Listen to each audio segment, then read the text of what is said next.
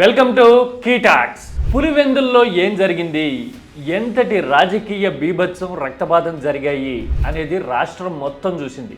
అయితే అసలు ఎందుకు జరిగింది, ప్లాన్ ఏంటి, రాజకీయ వ్యూహం ఏంటి అనేది అర్థమైతే గనక ఏపీ రాజకీయాల అసలు రంగు రుచి వాసన మనకి తెలిసిపోతాయి.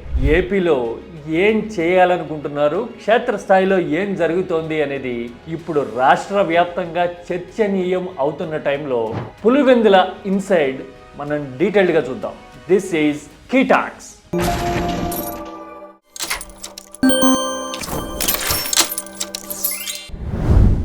ఒక జెడ్పీటీసీ ఉప ఎన్నికలో రాజకీయ దొమ్మి ఈ స్థాయిలో జరగటం ఏపీ రాజకీయ చరిత్రలో ఎప్పుడూ చూసుండం.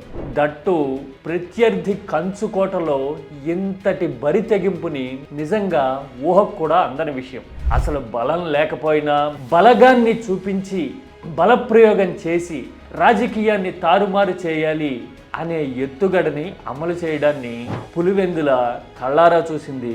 రాష్ట్రం మొత్తం నిర్ఘాంతపోయింది. పులివెందులో జరిగిన ఈ రాజకీయ దాడి, దొమ్మి, బీభత్సకాండ తీవ్రత ఎలా ఉందో చెప్పడానికి ఒక్క ఇన్స్టెన్స్ సరిపోతుంది. ఓ దశలో మహిళలందరూ మూకుమ్మడిగా తిరగబడేసరికి ఇక మరో గత్యంతరం లేక ఈ బీభత్సకాండ ఆగింది, లేదంటే గనక ప్రాణ నష్టం వరకు వెళ్ళేది అని ప్రత్యక్ష సాక్షులు చెప్తున్నారు.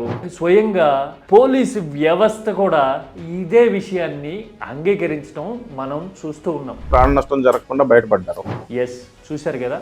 ఇంత జరిగిన మీడియా మాత్రం, అదే టీడీపీ మీడియా మాత్రం ఈ వ్యవహారంలో పూర్తిగా ఐరన్ కర్టెన్ వేసేసి వాస్తవాల్ని దాచిపెట్టే ప్రయత్నం చేయడాన్ని ఏపీ గమనిస్తోంది. అంటే వాళ్ళ పార్టీ దాడి చేసి కొడుతుంది, టీడీపీ మీడియా ఆ విషయాన్ని అసలు ప్రస్తావించకుండా ఉండడం అనేది మొత్తం ఇదంతా ప్లాన్డ్ గా జరుగుతోందా, ఆర్గనైజ్డ్ గానే జరిగింది అని చెప్పడానికి ఒక ఉదాహరణ ఏమో అని సగటు మనిషికి అనిపిస్తుంది. చాలా సర్ప్రైజింగ్ గా అనిపించే విషయం ఏంటంటే పులివెందులు లాంటి చోట్ల టీడీపీకి ఉన్న బలం ఎంతో గత 3 దశాబ్దాల పర్ఫార్మెన్స్ చూస్తే అర్థమైపోతుంది.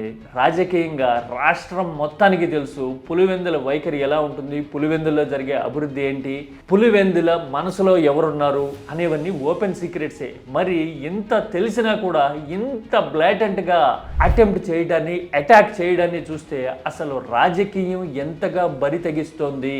గ్రౌండ్ రియాలిటీస్ని గాలికి వదిలేసి మరీ ఇలాంటి దారుణమైన సిచ్యువేషన్స్ ఎందుకు క్రియేట్ చేస్తున్నారు అని చూస్తే గనక ఒక్కటే సమాధానం, yes, there is only one reason behind this brutal political attack. అదేంటంటే ఇవాళ పులివెందుల్లో ఇంత బీభత్సకాండ జరిగితే ఆంధ్రజ్యోతి ఆ విషయాన్ని ఎక్కడా ప్రస్తావించాల. ఈనాడు చిన్న స్టాంప్ సైజు వార్త రాసిన పెట్టిన హెడ్డింగ్లోనే అరిటాకు తీర్పు చెప్పేసింది. అరిటాకు తీర్పు ఏంటో తెలుసా? మనకి ఊళ్ళలో ఒక ముతక సామెత ఉంటుంది, ముల్లెళ్ళి అరిటాకు మీద పడ్డా, అరిటాకు వచ్చి ముళ్ళు మీద పడ్డా తిరిగేది అరిటాకే అని.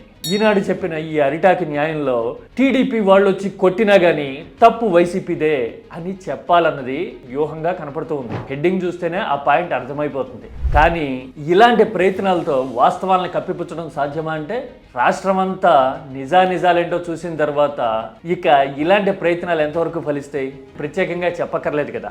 ఇంతకీ ఎందుకు ఇంత బీభత్సం చేశారు జెడ్పీటీసీ లాంటి ఒక ఉప ఎన్నికలో? ఎమ్మెల్సీతో పాటు ఇతర ముఖ్య నాయకులకి తీవ్రంగా గాయాలయ్యి కొందరైతే ప్రాణాపాయ స్థితి వరకు వెళ్ళడానికి దారి తీసిన ఈ భయానక ఘటన వెనక అసలు వ్యూహం ఏంటి అని ఆలోచిస్తే కనుక ఒక్కటే పాయింట్ తడుతుంది. పులివెందుల్లో జరిగిన జెడ్పీటీసీ ఉప ఎన్నికల్లో కూడా మేము గెలిచేశాం అని చంకలు గుద్దుకోవాలన్నది ఆలోచన. త్వరలోనే రాష్ట్ర వ్యాప్తంగా స్థానిక సంస్థల ఎన్నికలు జరగబోతుంటే అసలు పులివెందుల్లోనే వైసీపీని ఓడించాము, ఇక రాష్ట్రం అంతా మేమే గెలుస్తున్నాము అనే ప్రచారానికి తెర తీయాలి అనే ఆతృత, ఆరాటం ఇందులో ఉంది. కానీ మనం మసిపూసి మారేడుగాయ చేయాలనుకున్నంత మాత్రాన వాస్తవాలు ప్రజలకు అర్థం కాకుండా పోతాయి అనుకుంటే ఎలా? జగన్ జనంలో గెలితే అభిమానం ఉప్పొంగటం కనిపిస్తోంది. వినతి పత్రాలతోనూ సమస్యలు చెప్పుకోవడానికి జనం తండోపతండాలుగా రావడాన్ని రాష్ట్రం మొత్తం చూస్తోంది. ఆఖరికి పెళ్లి లాంటి ప్రైవేట్ ఫంక్షన్లకు వెళ్ళినా కానీ పోటెత్తుతున్న జనాన్ని చూసి టీడీపీ మీడియా ఉలిక్కిపడే పరిస్థితి వచ్చింది. అందుకోసమే ఇప్పుడు ఆ ప్రజాభిమానాన్ని డైల్యూట్ చేయడానికి స్థానిక సంస్థల్లో మేమే గట్టిగా ఉన్నాము అని ప్రూవ్ చేసుకోవడానికో ఏమో పులివెందుల్లో ఇలాంటి బీభత్సకాండకి దిగటము, అసలు మీడియా ఇసుమంతా కూడా ఆ విషయాన్ని ప్రస్తావించకపోవడం చూస్తుంటే ఎంత ఆర్గనైజ్డ్గా ఏపీలో వన్ సైడెడ్ రాజకీయాన్ని జరపాలి అనుకుంటున్నారు అనేది రాష్ట్రం మొత్తానికి అర్థమవుతోంది.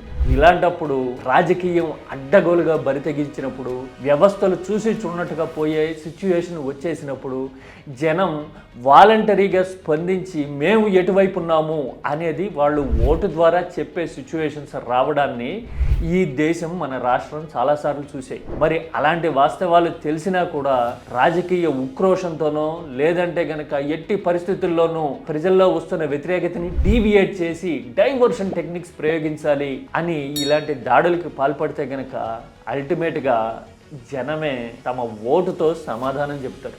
This is key talks.